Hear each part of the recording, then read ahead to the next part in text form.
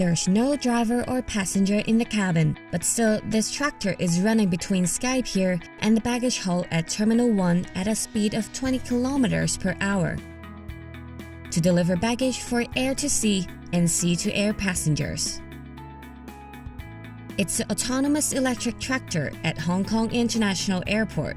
The AET started operating at the airport on the 30th of December 2019. It's the first to be put into live operation at an airport anywhere in the world.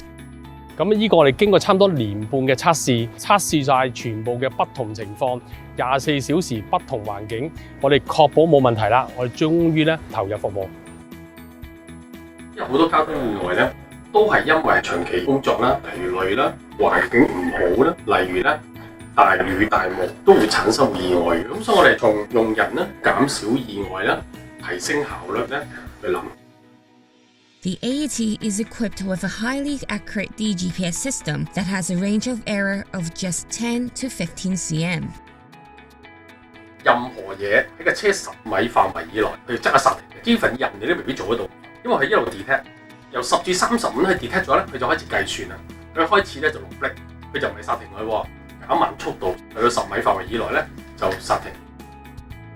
There are 2 sets, a total of 8 HD cameras mounted on the sides of the AET, and 3 LiDAR sensors to ensure safety and flexibility.